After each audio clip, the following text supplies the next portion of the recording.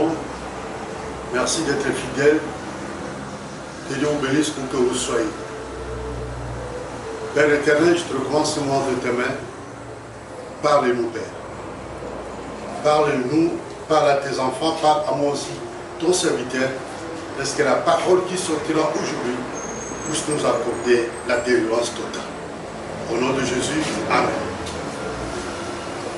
Prends conscience, bien-aimé, et le thème de nos messages ces jours-ci jusqu'au 31 décembre.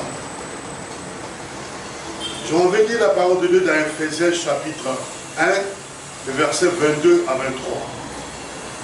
La Bible dit ceci: il a tout mis sous ses pieds et il a donné pour chef suprême à l'Église, qui est son corps, la plénitude de celui qui remplit tout en tous. Ah, ici on nous fait voir que Dieu a mis tout sous ses pieds. Dieu a tout mis sous ses pieds. Les principautés, les puissances du monde des ténèbres, les puissances sataniques, diaboliques, maléfiques, les limitations, l'humiliation, la maladie, la mort. Il a tout mis sous ses pieds. La pauvreté financière, le blocage, la sécheresse, il a tout mis sous ses pieds. Je voudrais que tu puisses comprendre cela. Que Dieu a jugé utile de mettre tout sous ses pieds.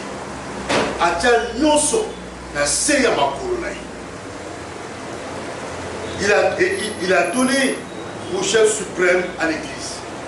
Dieu a donné Christ, Jésus-Christ, comme chef suprême à l'Église. L'Église qui est son corps. L'Église qui est son corps, la plénitude de celui qui remplit tout en tous. Jésus-Christ est la plénitude de celui qui remplit tout en tous. Jésus est la plénitude. Qu'est-ce qui signifie la plénitude? C'est comme cette bouteille d'eau. Elle est pleine d'eau. Là, on peut dire que c'est la plénitude. Et c'est ce que Dieu veut de nous. Que nous soyons remplis du Saint-Esprit de Dieu. Que nous ayons la plénitude. Comme lui-même est la plénitude de tout. Comme la Bible dit ici, la plénitude de celui qui remplit tout en tous. Jésus est la plénitude de celui qui remplit tout en tous. Et c'est ce que Jésus veut que nous devenons, que nous soyons. Parce que si nous sommes la plénitude, nous aurons la maîtrise de soi. Si nous avons la plénitude, donc nous avons la maîtrise de soi dans ma citation. Si nous avons la plénitude du Saint-Esprit quand la mission. N'aimez que tous ceux qui sont appelés fils de Dieu sont conduits par l'Esprit de Dieu. Dans cette plénitude du Saint-Esprit, et ça quand la mission, nous avons la maîtrise de ma cam. Nous avons la maîtrise de mon qui.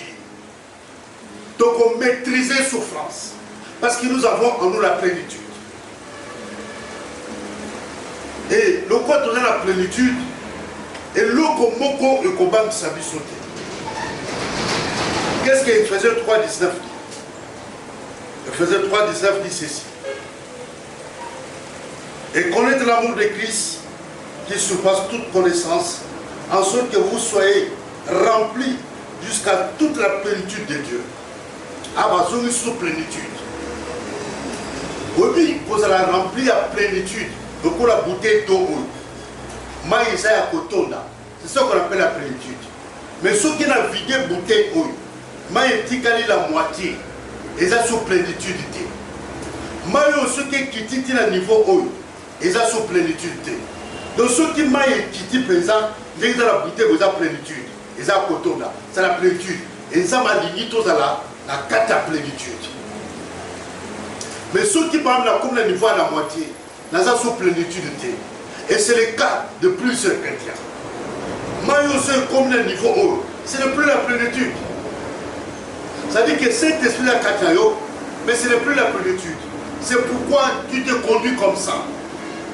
C'est pourquoi tu t'énerves facilement. C'est pourquoi quand on t'attaque, tu réponds.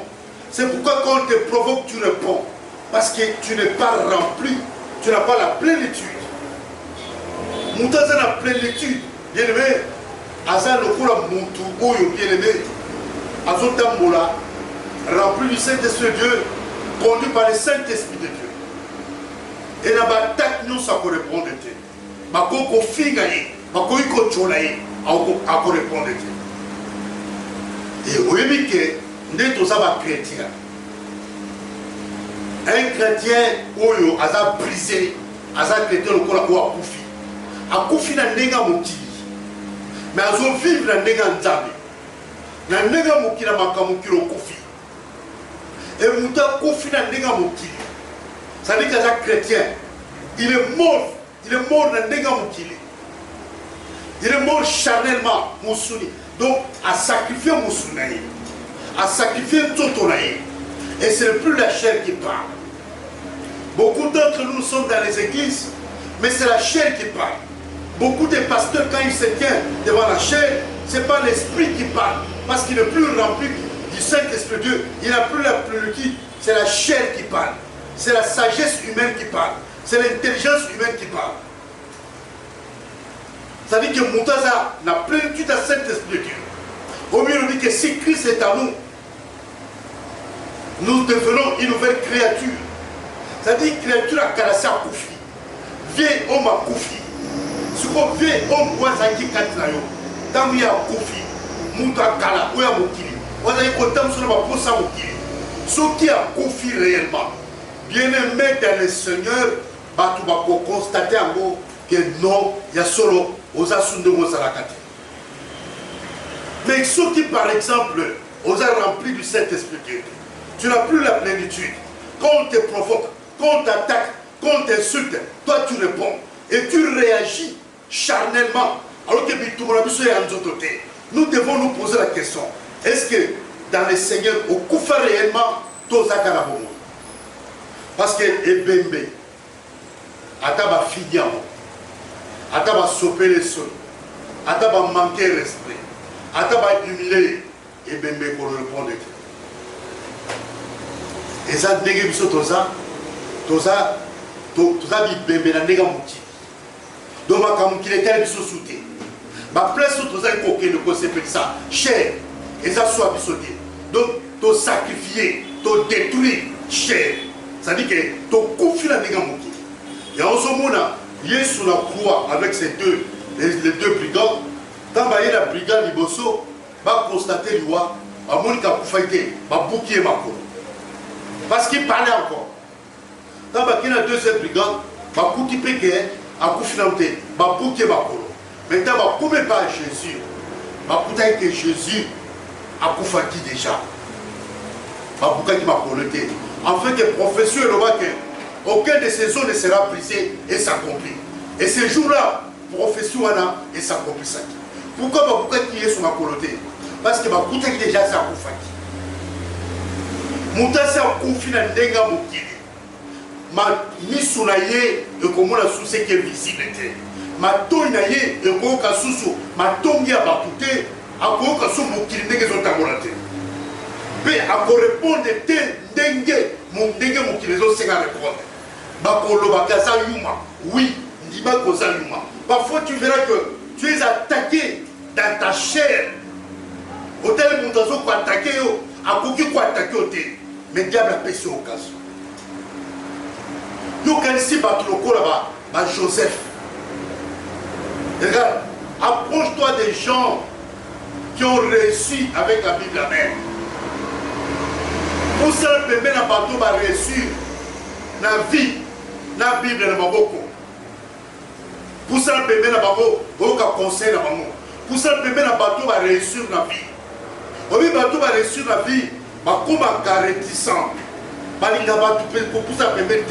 qu'il y a évité aux zones de mais ceux qui comprennent que nous sommes on se fait la carrière, on y a caillé, on soutient la vision, on va se créer.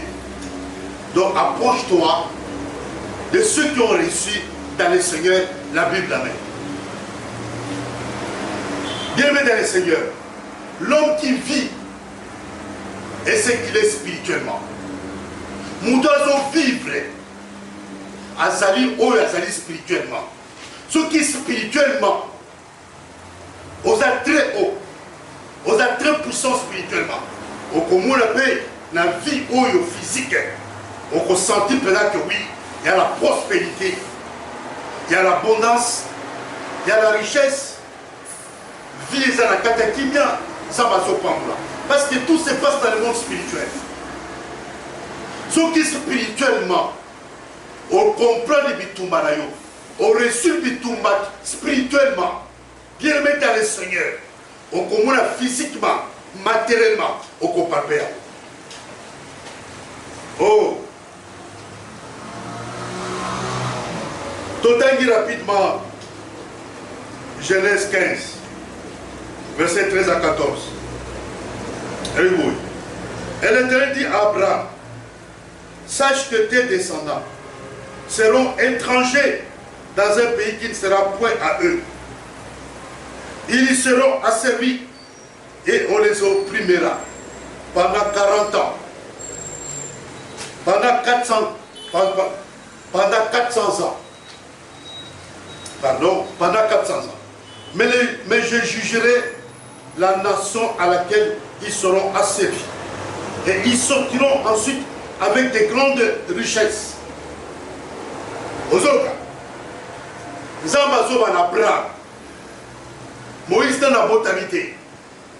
Zambazo van Abraham habite descendance na yo. Bakokera mboka bompaya, l'Égypte. Et pour l'Égypte, bako nyokora bango, bako opprimer bango. Ils seront asservis comme des esclaves. Bako sala musala comme des esclaves, mais bako futa bango te. Bako nyokora bango, bako poma bango. Mais au bout de 400 ans, nga nzambe na kobimisa bango. Bako bimana ba richesse. Et ça lokola yo. Yo mtoza libanda ya Congo. Oza peut-être à Congo Brazza. Oza peut-être dans Angola. Oza peut-être dans Rwanda. Oza peut-être en Europe. Oza peut-être en Amérique. Le pays dans lequel tu te trouves n'est pas ton pays. Même si aujourd'hui on a la nationalité qu'on a acquise. Mais tu as la mboka otouta. Pays d'origine à biso ezali. Donc kuna eza mboka bapaya. C'est pourquoi motema na biso ezala kaka awa na Congo. Ezala kaka awa na Angola. Ezala pe lokola to ba passager na sena moyo. Motema na biso faut ezala lola. Faut ezala pas dans Nzambe parce que toi va passager. Le quoi peut toi va passager de to ke na kapoto. Mais toza ba ressortissant à Congo, soit à Angola, soit à Congo Brazzaville. Donc motema na biso ezala Congo Brazzaville, ezala Congo Kinshasa, ezala Angola. So yo ki moi ni comme ça que Congo Brazzaville, na Angola, na Congo Kinshasa, au Komona, au Koluka, on s'informe qu'est-ce qui se passe. Au Koluka, la télévision avec internet, on va dire qu'ils ont les Kalambo Kananga. Parce que c'est ton pays. Zambé Tarba qui n'a pas bon. Que descendance na yo, bako ke l'Égypte. Et pour l'Égypte, bako nyoko la bango. Bako nyoko la bango pour l'Égypte. Babi, ils seront asservis. Et on les opprimera pendant 400 ans. Mais je jugerai la nation à laquelle ils seront asservis. Nous avons dit à cause de sa mboka oyo, oyo nyokora yo. Et c'est bien la mouton à nyokora yo, à ça le cola égyptien. À ça le cola esclave. À commissaire esclave. Spirituellement, tu travailles pour lui. Spirituellement, yonde moutozo salaka comme riche. Akuma matériellement comme riche. Arrête la ta vie. Et il y a un temps que Dieu a donné pour l'esclavagisme ici là. Et je pense que c'est aujourd'hui. Je décide que ce soit aujourd'hui. Bentamarobi, Moukolio Sobima comme esclave à Moutouana. Moukolio Sobima comme esclave à Pharaon. Au Kobima Oboko Pambate. Au Kobima richesse. C'est pourquoi bien-aimé travaille. Toi qui es en Europe, toi qui es en Afrique, dans un pays africain, en Amérique, je ne sais où, dans un pays étranger. Mais tu es originaire de l'Angola, tu es originaire du Congo, Kinshasa, Léopoldville, tu es originaire du Congo, Brazzaville, travaille bien-aimé. Yeba Tiki Baboti, il y a kotiki bandeko, il y a kotiki famille awa en Afrique. Travail parce que Zabalobi, beaucoup bien, beaucoup pas maté. Zabalobi, tu seras Abi, et ils sortiront ensuite avec des grandes richesses. Ensuite, tu sortiras avec des grandes richesses. Pourquoi ensuite? Parce qu'avant, mais ce qui t'a évoqué, les temps marqués par Dieu, tu sortiras comme tu ne seras plus esclave de cette personne-là. Et tant que copima, tant que tu as conscience, qu'il y a son esclave, comme Moïse a eu conscience, ça va le mettre au bima, la richesse. Mais dans le moment ça va le mettre en Abraham. Mais ce n'est pas Abraham qui devrait délivrer les enfants d'Israël en Égypte. C'était quelqu'un d'autre, à la personne de Moïse. Et Moïse, ayant découvert qu'il n'est pas fils de la fille de Pharaon, il a compris qu'il était hébreu, donc israélite. Il est allé demander au Pharaon de libérer les enfants d'Israël. Pharaon a pas eu qu'on libère les Israël. Donc, on a l'Exode chapitre 10 ans. Alors que promesse sans âme est allée. Alors que promesse sans âme est allée. Mais mon de tel maison tel est allé. Alors que ça va il ne faut pas mourir. Alors que ça va il ne faut pas la faut bota. Mais ça n'a pas tout le monde tel la promesse là. Mon temps il faut tout détruire. Mon temps il faut tout catacate vite les mélos. Mon temps il faut monter dans la maison ça y est. Parce qu'à côté de la promesse sans âme est. Totangi, n'est Pharaon. A terminé Moïse, n'est pas Pharaon a fini à son terminé le cas. Exode 10, verset 9, tout m'a dit. Moïse répondit, d'abord Pharaon, verset 8, on fit revenir vers Pharaon Moïse et Aaron.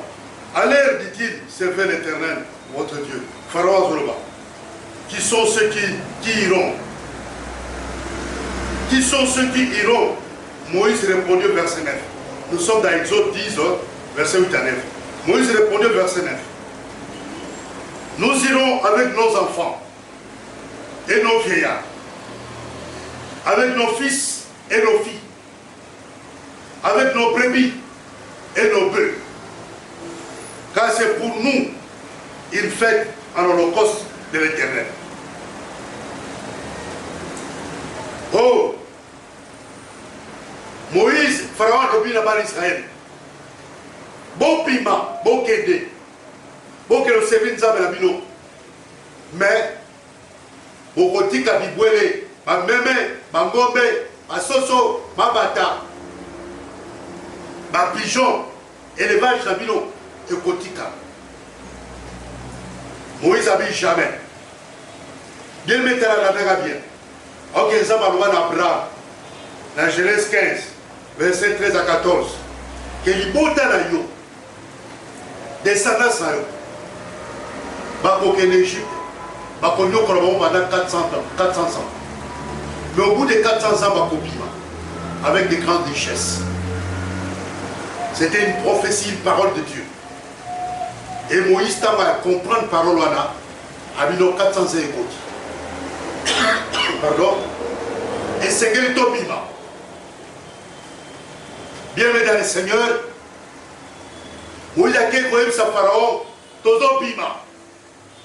N'est-ce pas la carte de Bota la bino, vous avez un pharaon ou un kanga bino. Et ça va amener Oya Tchaki, que pendant 10 ans, la carte de Boto, ma beauté causalité, ma barre causalité, ma diplôme d'état causalité, n'est pas le nom, c'est pas ma diplôme d'état.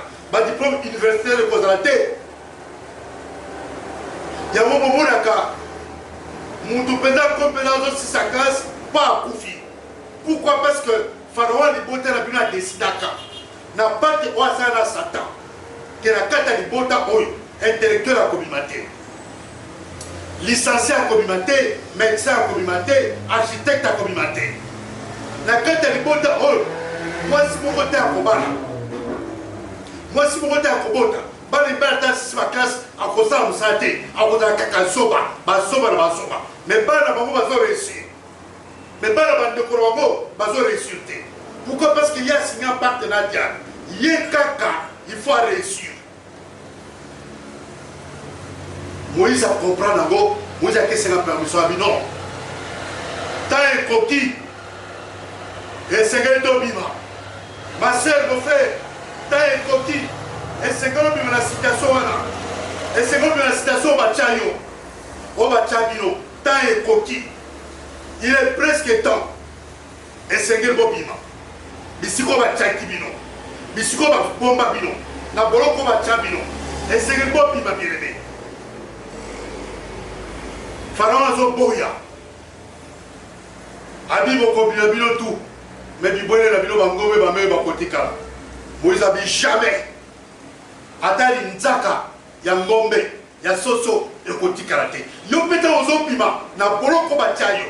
Kotika ba richesse na yo te. Tant ozo bima, bima na bana na yo, bima na mobile na yo, bima na mwasi na yo, bima na bosu na yo, bima na mbongo na yo. Même si matériellement, nous avons aussi mémoté, mais tant nous avons prié, oui, nous avons prié, nous avons prié, nous avons prié, nous avons prié, nous avons prié, nous avons prié, nous avons prié, nous avons prié, nous avons prié, nous avons prié, même si ce qui est invisible, comme ça est visible.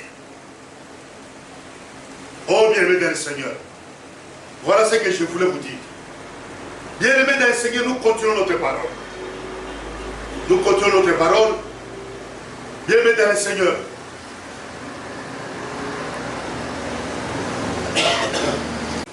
Bienvenue dans le Seigneur, tu regardes 1 Corinthiens 1 Corinthiens chapitre 15, verset 39 à 41. Toute chair n'est pas la même chair, mais autre est la chair des hommes, autre est celle des quadrupèdes, autre est celle des oiseaux, autre est celle des poissons. Il y a aussi des corps célestes et des corps terrestres. Mais autre est l'éclat des corps célestes, autre est celui des corps terrestres. Autre est l'éclat du soleil, autre l'éclat de la lune, et autre est l'éclat des étoiles. Même une étoile diffère en éclat d'une autre étoile. Apôtre Paul a dit la dimension spirituelle très élevée. Au hasard que je connais, non. Je sais si c'était dans ce corps ou dans un autre corps, mais essaye de monter jusqu'au 3e ciel. Parce que le premier ciel, c'est le ciel où nous occupons. Le deuxième ciel, c'est là où les diables habitent. Et ces démons. Le 3e ciel, c'est là où Dieu siège. Alors, qu'est-ce qui se passe? Au cours de la prière, pour des percées, et qu'on n'est pas ensemble, les diables, le 2e ciel, ont bloqué. N'est-ce diable a bloqué qui? Il va mourir à Daniel. Nous avons dit dès le premier jour, où on a prié, Nassila a répondu à qui? Mais chef à Perse, à qui qu'on s'opposait, n'a pas mourir. Nous avons continué à archange, à Bunda pour Daniel, à pas mourir. Dès Daniel, il pas mourir. C'est-à-dire qu'il va prier à Daniel, à un moment donné, ils ont persété pour ne pas mourir. Parce que le 2e ciel est occupé par les diables. Nous avons en Genèse 6, les esprits, les géants, au Bazaki, nous avons confondu avec la quitter la Mokino. Donc il y a des démons comme ça sur terre ici. Des espèces de démons comme ça. Mais le 2e ciel est occupé par les diables. Et ses agents, ses acolytes. Si bien que Tabako a décidé qu'on parle pour la haut, mais Babo Bazo Téléméro. Quand nous lisons la Bible, tout le monde sacrificateur Josué. Nous avons pas pour la je crois que vous connaissez Ézéchiel sur la bonne saïté. Zacharias Ézéchiel. Nous avons pas pour la Satan se tenait à sa droite. Mais lui, sacrificateur, ne savait pas que les diables étaient à sa droite. C'est comme toi aussi et moi, parfois, nous ne savons pas que nous sommes visités par les diables. Ils étaient à notre droite, ils s'opposent à nos bénédictions. À d'autres télé, ne m'a pas pour la mission. Quand on a décidé qu'on prend pour la sacrificateur Josué, diable a levé ensemble. Nzambe, yo pas pour la Kamutaza na bilaba salité. Quand Nzamba yo Kibongo a décidé à lever, bon longola, Josué bilaba salité, bon soukolaye, bon ate bilaba ya propre ya bébé, nde na kopambole. Tant que na pamboli Josué te, na kosonga te. Les diables c'était à sa droite, Avant de qui? De Josué. Il est notre accusateur. C'est lui qui nous accuse jour et nuit. Il y a des gens qui accuser Josué. Il y a des gens qui accuser Job. Pour ça, ça Job m'a mis. Il y a des gens qui accuser Josué. Pour nous pas Josué. C'est comme ça que les diables nous accusent. Et parfois les diables s'incarnent dans le bateau, ou même il y a la famille de Bisso. Dans le bateau, il y a des camarades de Bisso. Parce que l'homme aura pour ennemi les gens de sa propre maison. Tu ne comprends plus le comportement de ton ami. Tu ne comprends plus le comportement de ton mari, de ta femme, de tes enfants. Tu dois te dire qu'il faut habiter quelque part pour tes comportements changer, pour te ambiancer même à la catastrophe. Donc, à mieux des hommes. Toute chaîne n'est pas la même chaîne. Nous autres, nous sommes nous autres. Toute chaîne n'est pas la même chaîne. Ceux qui ont nous autres, qui ont nous autres, nous avons ça. Ils ont changé nous autres. Au moins, il y a une apparence humaine, n'est-ce pas? Mais ça, c'est toute chaîne n'est pas la même chaîne. Mais autre est la chair des hommes, autre est celle de quadrupèdes. Autre la chair des hommes, le Korangaï, chair et Moutou. Mais si tu peux battre le Korabiso, comment va quadrupède? Quadrupède, ça dit quatre pattes. Moutou, comment est Nyama? Il y a 4 pattes. À comment est lion? Alors, tu te fais à lion. Dans le monde spirituel, dans le monde éternel, comme c'est lion, mais il y a un but, il y a un objectif pour vous. Il y a un seul pour faire ça dans nous autres. Oh, la chair de quadrupède, autre celle des oiseaux. Nous là, tu sais, nous autres, en déquet. Nous sommes comme un déquet. Net la Kikwit, quand j'étais à Kikwit, enfant, les solos dans le cas, petit Mouga quartier, à Koufi, avant Koufa. Maman n'est n'a que Zamba. Zamba qui n'a eu pour la songa. Et comme Bapou Kababima, la Zamba sur madame. Attaque qui tourne dans Moutou. Bisson est cuit au bel en Moutete. Attaque qui tourne dans Moutou. Corbeau Aya, à soi qui tourne à Wana. Corbeau à soi qui tourne à Moutou à Maman, il y a un garçon à Koufetouana. Garçon pour la mboka malade, la Kikwit malade. Maman n'a qu'à les zama, maman n'a pas moko. Corbeau Aya Botoulaï. Abi, oh, les gamlino, Batazaïna Mama Kamwe. Corbeau, à ceux qui tournent à qui t'avons les bosso. Il y a le corps à paix, à ceux qui sont aveugles spirituellement, à qui peut récupérer qui tourne à ceux qui sont en tout. Donc spirituellement, quelque chose s'est passé. J'ai appris ici à Kinshasa, dans un marché, garçon Moko, Azaka Mouibi. Et ce Kaïba Kelokamutu, à son militi, on va sacher, à son mela, à Fungole Ango, Ndeke Aya, à Botolaye, militoana. Avant Botolaye, Ndeke Aya, termine à Moutoulaye, Aya Botolaye. Donc, Ndeke Ola Zandekete, ça dit que ça Moutou. Mais militoana là, nous autres Ndeke. Babi, autre, celle des oiseaux. Autre de quadrupède, 4 pattes. Ça dit que Nyama, on a 4 pattes. Donc, il y a aussi, verset 40, il y a aussi des corps célestes. Aux autres cas, à part ma corps, on a Nyama. Mais il y a aussi des corps célestes. Je veux que tu deviennes un corps céleste. Que tu ne sois plus un corps terrestre. Parce que si tu es un corps terrestre, ma pensée ne cause terrestre. On a la poste à ma camisa terrestre. Ma camisa il y a des gens qui les intéressent, et c'est éphémère. Éphémère, ça dit que vous mettez la qualité. Nous, comme un camisa céleste, ou est invisible. Il y a un monde de vous mettez. Il y a aussi des corps célestes et des corps terrestres. Il y a un corps céleste ou terrestre. C'est vrai que Dieu nous a formés de la terre. Mais quand nous recevons Jésus, comme Seigneur et Sauveur, nous évoluons, nous progressons et nous abandonnons la chair. À partir de fuir le Saint-Esprit de Dieu. Au lieu de voir la carte du saut, ceux qui vont fuir le Saint-Esprit de Dieu est élu et comme une mur. C'est alors que nous abandonnons la peau terrestre. Nous prenons la peau céleste. Oh bien-aimé. Mais autre l'éclat des corps célestes, autre l'éclat des corps terrestres. C'est-à-dire que corps céleste est un éclat d'amour. Éclat, lumière épais ça. Corps terrestre épais ça peut éclat d'amour. Baromi baye basa éclat mon côté. C'est-à-dire que mon toit est céleste. Mon toit est spirituellement très haut. Non, mon toit est trop bas spirituellement. Bien mais dans le Seigneur, basa l'éclat mon côté. Dans le niveau, par exemple, n'est d'échanger la liberté. Dans le niveau, il y a tout refait à Paris. Mon toit est niveau tout refait à Paris du colon.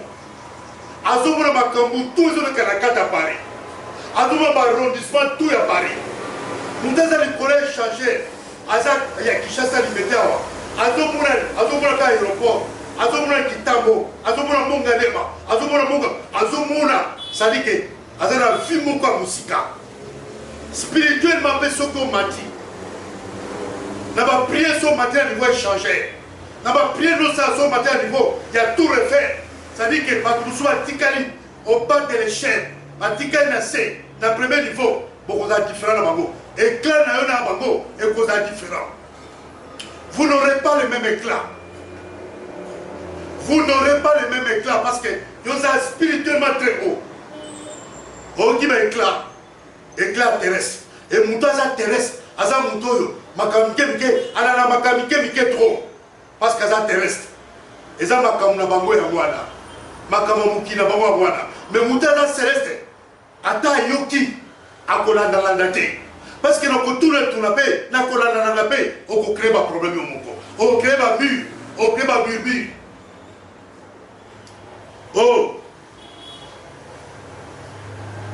Verset 41. Entre l'éclat du soleil, entre l'éclat de la lune.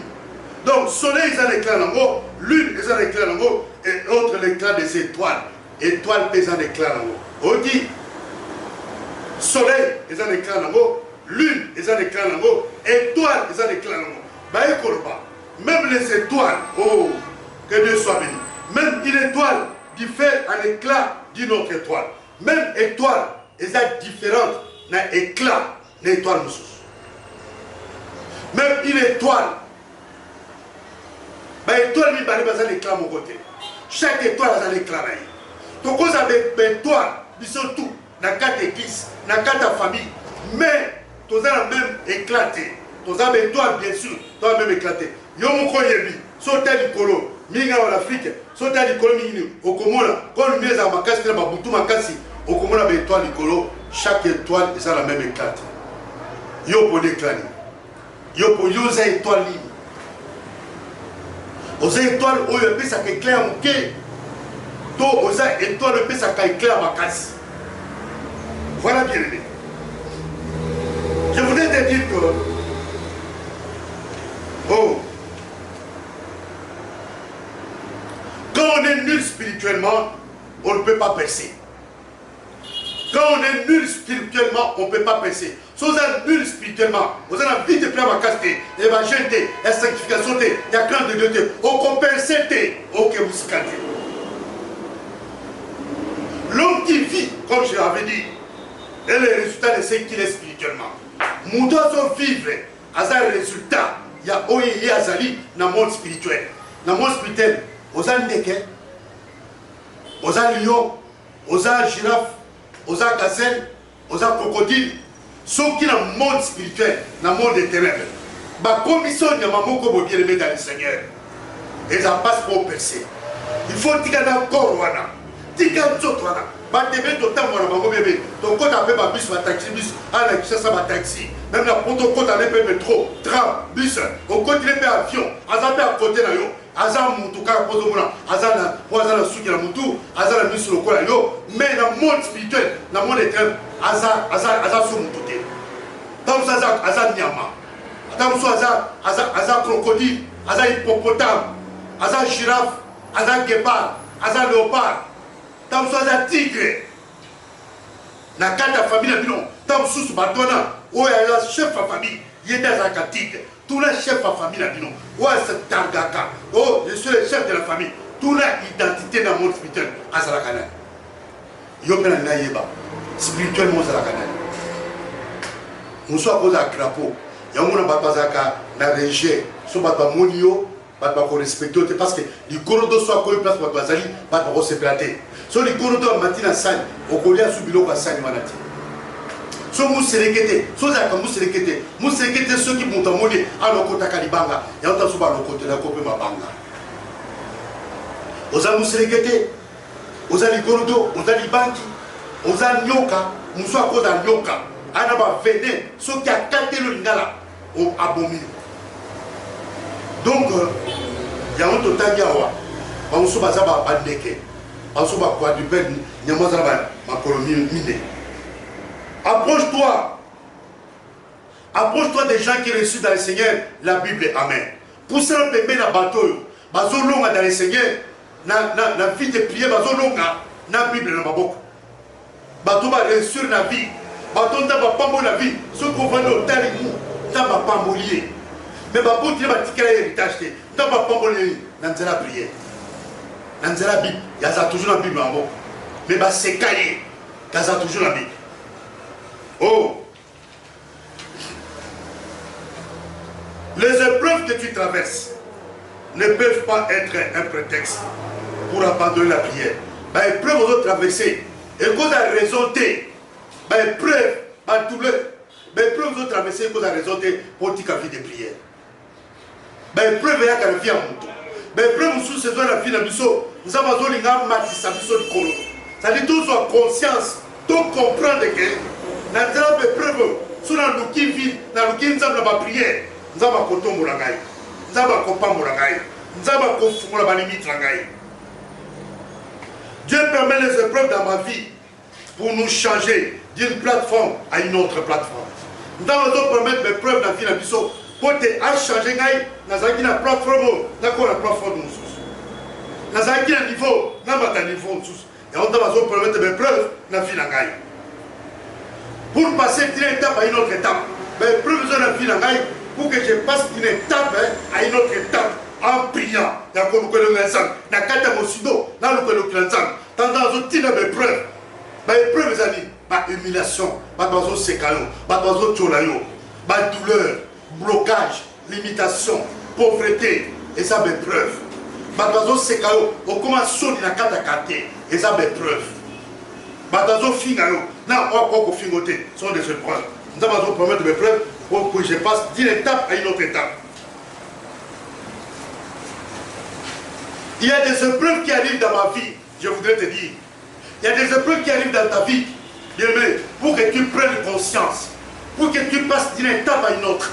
Oui, pour que tu passes d'une plateforme à une autre plateforme. Il y a des épreuves dans ta vie.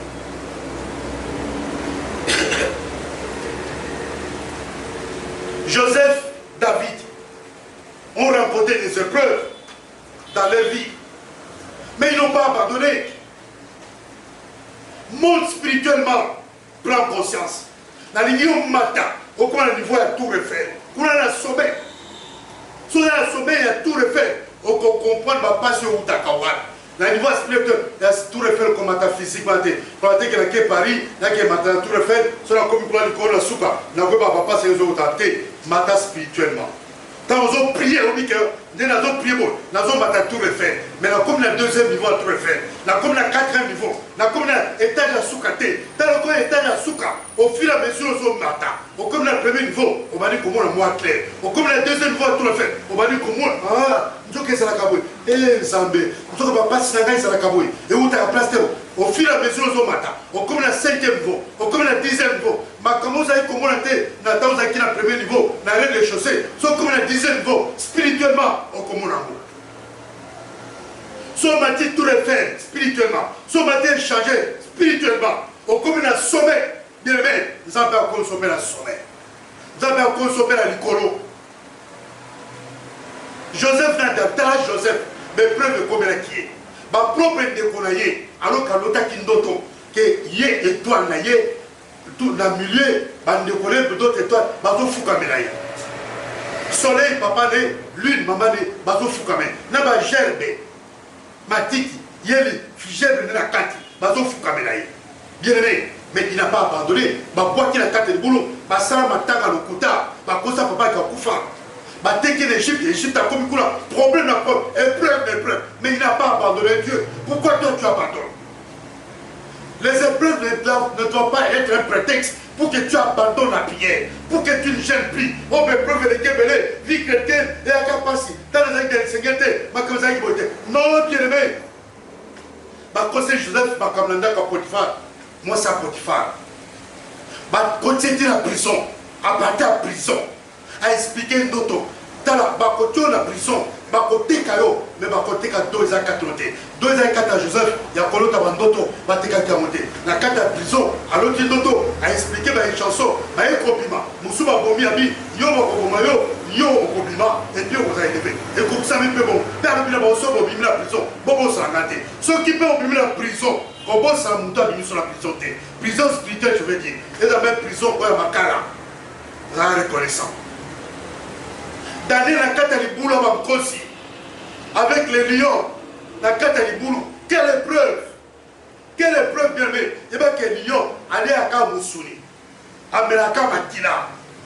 Mais Daniel la Kataliboulou, quand tu penses que Dieu t'a abandonné dans les épreuves, c'est alors qu'il est plus proche de toi. Dieu est plus proche de toi que tu ne l'as jamais pensé, que tu ne l'as jamais imaginé. Plus les épreuves arrivent dans ta vie, plus Dieu est beaucoup plus proche de toi. Plus les épreuves besoin de la carte plus Zambé, Aza beaucoup plus proche de toi. Approche-toi de Dieu. La Bible dit que celui qui s'approche de Dieu doit croire que Dieu existe. Mon frère, je te dis, Dieu existe malgré tes épreuves, malgré tes souffrances. Nous allons permettre, nous allons d'attirer les épreuves, nous allons d'attirer une salade, nous allons d'attirer la pauvreté, nous allons d'attirer le coup à la famille, nous allons d'attirer le blocage, nous allons d'attirer l'imitation, nous allons d'attirer le passe de la carte à vie, mais ça va permettre, pensez que vous avez conscience. Vous avez que vous avez conscience, au téléma. Ok, les bossos, oh, priez, le quoi dans nos prières. Priez bien aimé. Priez, faisant prière, vous qu'elle est ensemble. La carte avait preuve. Dieu ne t'a jamais abandonné. Dieu ne va pas t'abandonner. David a le j'étais jeune, j'ai veillé. Je n'ai jamais vu un juge être abandonné. Il met sa postérité, m'a dit à son père. David a pourtant qu'il avait preuve devant Saoul et il n'a pas abandonné.